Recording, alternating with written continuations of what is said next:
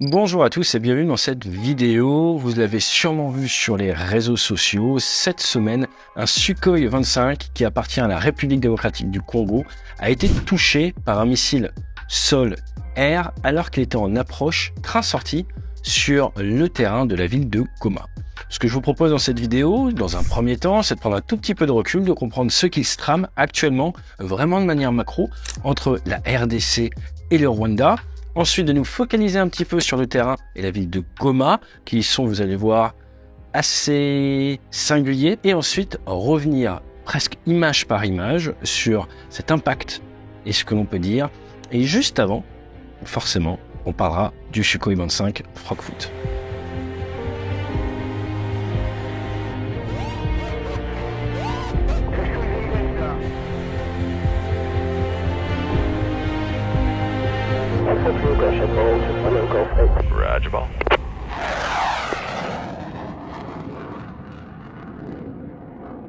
Le Rwanda, c'est le pays aux 1000 collines.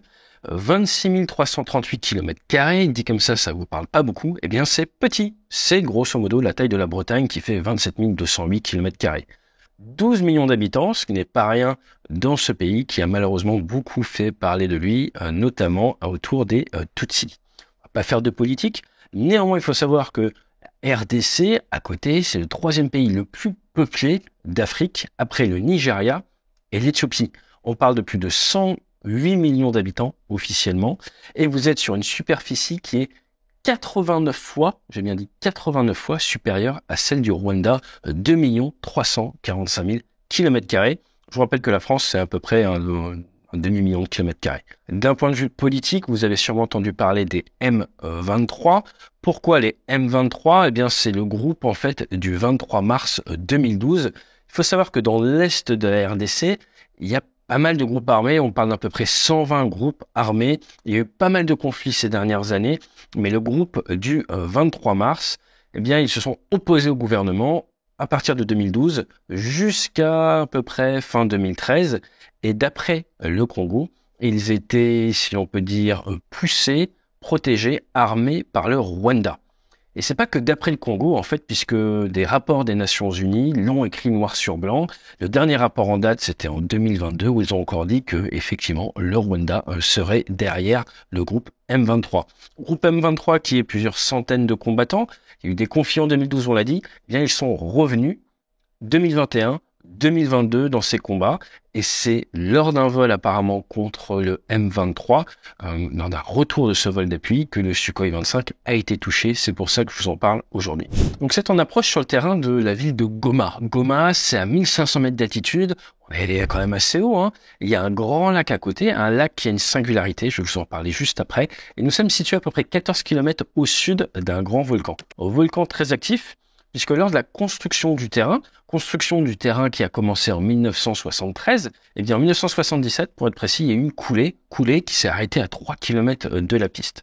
La piste faisait 3 km initialement, et en 2002, il y a eu une nouvelle coulée qui ce coup-ci est rentrée beaucoup plus en amont, a amené plus de 1,2 million d'habitants à devoir être déplacés et a impacté la piste. La piste ne faisait après plus que 2 km. Donc ça est arrivé assez proche du lac. Le grand lac qui est à côté, eh bien c'est le lac Kivu, et heureusement que ça n'a pas touché le lac Kivu, parce que c'est un lac méromictique. C'est un lac dont les eaux de surface ne se mélangent pas, ou que très rarement, on parle d'une fois par an, pour certaines fois par décennie, ou une fois par siècle, avec les eaux plus profondes. Et donc ce sont des lacs qui se chargent en gaz, et ce lac en particulier a énormément de sulfure d'hydrogène, de gaz carbonique et de méthane.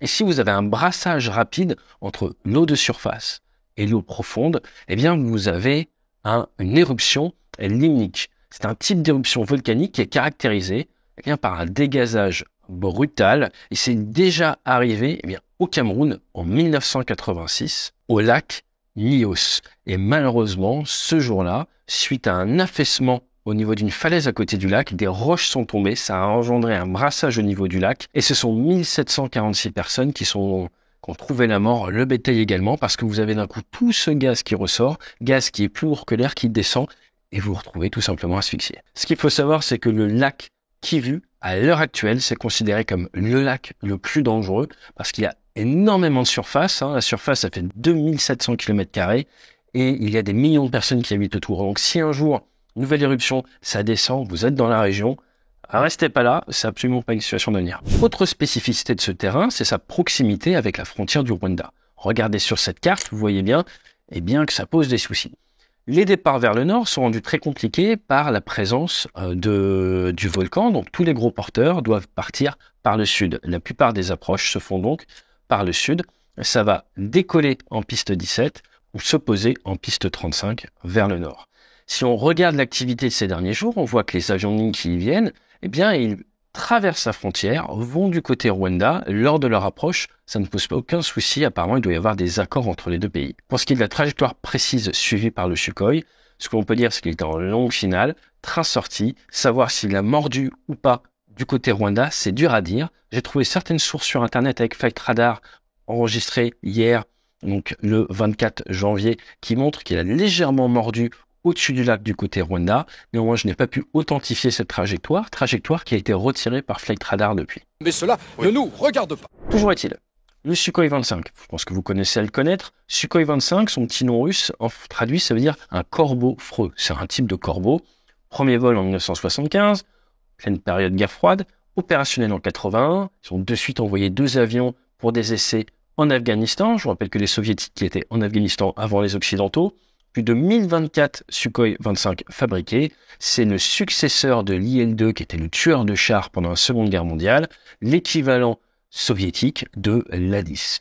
Tout comme l'A-10, beaucoup de renforts pour le pilote, mais également pour certains organes vitaux de l'aéronef. Donc il y a des plaques de protection. Avion subsonique, ça va voler à Mach 0,8, 80% de la vitesse du son.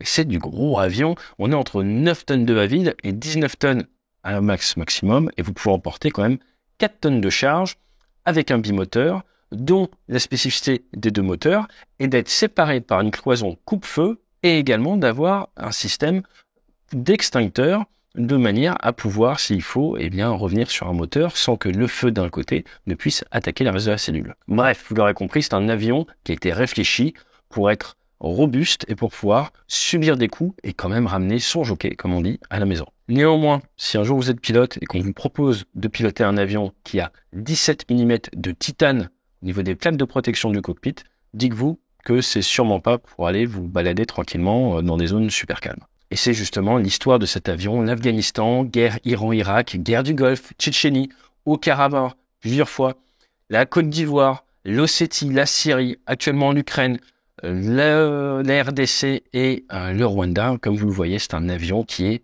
partout. Il faut savoir que à l'heure actuelle, 2020 pour être précis, il y en avait 487 en service, 3% de la flotte mondiale des avions de combat. Malheureusement, Sukhoi 25 et Afrique pour un militaire français, ça fait penser à 2004. Qu'est-ce qui s'est passé en 2004 ? Il y a des Sukhoi 25 équipés de roquettes qui ont attaqué des positions françaises, qui ont tué 9 Français au sol à coups de roquettes. C'était piloté par des mercenaires biélorusses. Et c'est une sombre histoire dans laquelle d'ailleurs je vais revenir dans mon prochain livre. Toujours est-il, le Congo a acquis 10 Sukhoi 25K, les a achetés et signés avec la Géorgie qui à une époque fabriquait les Sukhoi 25 également. Ils auraient acheté tout ça pour 6 millions de dollars. On aurait perdu au moins 2 depuis. Et certaines rumeurs, je dis bien que c'est des rumeurs, parlent de pilotes géorgiens, de mercenaires géorgiens qui mettent en œuvre ces Sukhoi 25 en République du Congo. Je n'ai pas plus d'informations là-dessus. Ce que je peux vous dire, c'est que personnellement, je suis parti à Kinshasa avant la Covid, dans le cadre d'une conférence en entreprise.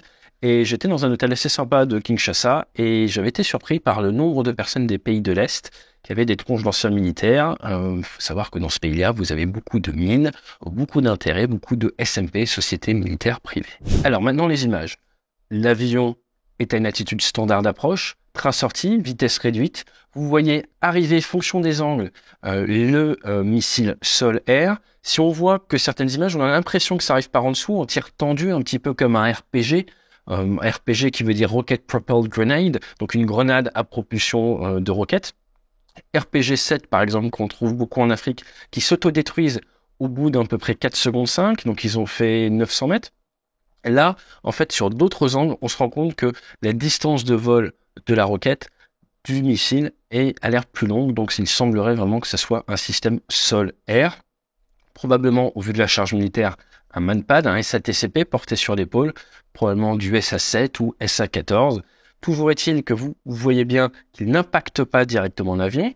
On voit qu'il y a une fusée de proximité qui détecte la présence de l'avion, qui met à feu la charge militaire, qui envoie tous ces petits morceaux, des shrapnels, qui vont impacter l'avion, qui vont faire des trous au niveau de la voilure, qui vont faire des dommages au niveau des commandes de vol et qui vont donc permettre la survie du pilote.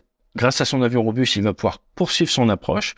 Qu'il poursuit l'approche, il se pose, il a probablement augmenté sa vitesse d'approche de manière à avoir plus de résistance au niveau des commandes, à avoir une meilleure contrôlabilité. Quand vous commencez à être touché, vous ne voulez pas réduire votre vitesse, vous voulez plutôt l'augmenter, avoir plus de marge. Et coup de peau, la piste qui avant faisait 2000 mètres, depuis 2020, elle a été rouverte à 3000 mètres. Donc avec un Sukhoi 25, il va pouvoir quand même se freiner et on voit sur les images qu'il a déployé son parachute frein. Il a donc sûrement augmenté sa vitesse déjà pour s'enfuir de la menace, mais aussi derrière pour garder une meilleure contrôlabilité de l'avion. Si un jour vous avez des soucis de commande de vol, ne réduisez pas à fond votre vitesse, gardez de la marge et vous perdrez votre énergie plus tard. Une chose efficace quand vous arrivez rapide pour garder de l'énergie, si vous faites un positive landing, vous approntez d'une certaine manière et ça vous permettra de vous débarrasser d'un surplus d'énergie. Pour la petite histoire, mon paternel avait subi un abordage en vol, il s'était fait rentrer dedans et il avait eu de la tôle froissée, des soucis au niveau des commandes de vol. Il s'était posé avec son Mirage 3 à quasiment 200 nœuds. Ça fonctionne aussi, tout, voilà, il faut bien freiner. Autre chose que nous apprennent ces images, donc comme vous l'avez vu, c'est pas parce que vous recevez un tir de missile solaire très courte portée que vous êtes forcément mis hors de combat. On a également l'histoire d'un étendard 4P qui avait été touché dans la fin des années 90, qui avait pu revenir à ponter sur le porte-avions. Eh bien, derrière, le pilote, il s'est rendu compte que il y a un incendie et vous avez à bord, on voit bien la configuration, 6 pods roquettes. Donc ça, ces pods roquettes sont des pods qui, chacun, vont contenir 20 roquettes de 80 mm. On appelle les S8, qu'on a vu également en Ukraine. 120 roquettes au total, ce qui peut avoir un bon impact militaire. On l'a malheureusement vu en Côte d'Ivoire, en 2004 contre les Français. À partir de là, vous avez un risque d'incendie se propage. Le pilote arrête son avion, qui dégage d'ailleurs la piste. Il arrête son avion, il voit qu'il y a cet incendie qui a l'air de provenir peut-être des réservoirs. Il décide d'évacuer, il retire son groin, un groin qui vous relie à l'avion et qui peut vous faire tomber. C'est important l'évacuation de bien le retirer. C'est classique sinon de se retrouver et de chuter à cause de ça. Et vous voyez que le Sukhoi 25 est assez haut quand même. Et plutôt que de sauter, il prend la route parallèle, qui est une route standard prévue dans les évacuations d'urgence. On était entraîné sur Rafale Marine, par exemple, qui est très haut. On va se faufiler sur l'aile et on va glisser au niveau de l'arrière, ce qui va nous permettre de nous enfuir de l'avion. Donc là, ça m'a fait penser à la prise d'otage de Marignane avec l'Air France 89-69. Je ne sais pas si vous savez, on a peut-être vu ces images. On voit le copilote qui saute du cockpit de l'Airbus A300. À cause de la hauteur, il s'était cassé le fémur et un bras. Donc c'est pour ça que les pilotes, on a ces escape routes, si on peut dire, on passe par l'aile, on glisse et ça nous permet d'évacuer. Au niveau de la tenue du pilote, ce qu'on peut dire, c'est qu'il n'a pas des chaussures de vol, il a des sortes de Rangers, des chaussures de marche. Donc ça montre le côté un petit peu rustique, si on peut dire, des pilotes de Sukhoi 25. Ils s'attendent peut-être à devoir finir à pied leur mission. Et l'autre point intéressant, c'est qu'alors qu'on a un avion en flammes qui n'est pas très très loin, on voit tous les gens qui restent à côté. N'oubliez jamais, vous voyez un avion en flammes avec de l'armement, que ça peut prendre feu, que ça peut exploser, et voilà. Écartez-vous de ce genre d'avion. Soit vous aidez, soit vous vous écartez. À savoir que sur porte-avions, par exemple les porte-avions américains, vous avez d'énormes soucis à cause de munitions qui prennent feu. D'ailleurs, c'est arrivé au sénateur McCain alors qu'il était dans son avion de chasse à l'avant de l'USS Forrestal en 1967. Suite à un souci de tension, un missile RR était parti, avait impacté sur les avions qui étaient en face. Et là, il y avait eu un début d'incendie. Et parce qu'il y avait, au niveau des aéronefs de l'armement, tous les avions s'apprêtaient à partir et être catapultés en mission au Vietnam, en gros, vous avez quelques secondes où l'armement résiste, vous avez 30 secondes à 1 minute, ça dépend. Et à ce moment-là, vous devez avoir les pompiers qui sont spécialement équipés dans ces moments-là, qui doivent arriver à faire redescendre la température. Et malheureusement, dans le cas du USS Forrestal, il s'est arrivé un tout petit peu trop tard, ils n'avaient pas réussi à faire redescendre la température, et donc on avait atteint un point une température qui était telle que les armements ont explosé, et ça a fait un véritable massacre sur le bateau. Il y avait eu 134 morts. Donc les marines de manière générale ont beaucoup appris de cet accident. Toujours est-il, attention aux explosions secondaires, c'est la base. Donc éloignez-vous si vous n'avez rien à faire dans une zone comme ça. En définitive, qu'est-ce que l'on peut dire? Eh bien, se poser est toujours une situation dangereuse. Dans les FOB, Forward Operating Base, donc les bases un peu rapprochées, eh bien, vous prenez des risques supplémentaires. Les pilotes, généralement, vont faire des approches de sécurité où vous allez arriver très haut, avec beaucoup d'angles. C'est ce qu'on voyait par exemple en Afghanistan, où les pilotes arrivent avec énormément d'angles plein réduits pour réduire votre signature infrarouge et avec le plus d'angles possible de manière à réduire votre temps de présence dans une zone d'engagement potentiel pour des systèmes solaires. L'autre point, c'est quand vous déployez du matériel militaire dans une zone peut-être où il y a des tensions, eh bien vous avez des patrouilles au sol qui vont s'assurer qu'il n'y ait pas de personnes qui puissent s'installer avec leur solaire très courte portée au niveau de l'axe de piste et vous tirer dessus. Maintenant, ça demande beaucoup de moyens, ça demande beaucoup de surveillance. Et là, dans ce cas-là, c'est pas quelque chose qui arrive régulièrement. À voir comment la République du Congo décide peut-être de protéger ses axes d'approche et va voir si les pilotes de Sukhoi 25 désormais vont arriver avec cette forte pente plein réduit de manière à essayer de réduire les chances d'être accrochés et d'être tirés par des systèmes solaires. Autre point intéressant, on voit que le pilote ne largue pas de l'heure, soit il n'en a pas, l'heure infrarouge, soit il n'a pas détecté la menace. Avec ce type d'avion, vous allez devoir faire une veille à vue et voir arriver le missile à vue, ce qui n'est pas facile, vous vous en doutez bien. En définitive, la règle numéro 1 dans une zone de combat, c'est avoir de l'information, du renseignement. Si vous avez l'impression que personne ne va vous tirer dessus au système solaire autour du terrain, il est probable que vous fassiez ce genre de retour. Si vous avez une information qu'il y avait des risques, soit ils auraient changé de terrain, soit ils auraient fait ces approches, forte pente, et pourquoi pas également du leurre préventif ou alors un dispositif de sécurité pour protéger le terrain. L'information, c'est ce qu'il y a de plus important au combat. On l'a vu avec le début de la guerre en Ukraine, savoir que vous allez être attaqué et par où vous permet d'anticiper, vous permet de déplacer votre personnel, vous permet de mettre les bons moyens aux bons endroits, on ne dira jamais assez. Et c'est pas pour rien d'ailleurs que dans la nouvelle loi de programmation militaire, il semblerait que le budget de la direction du renseignement militaire soit doublé. Mais ça, c'est un autre sujet. Allez, fly safe.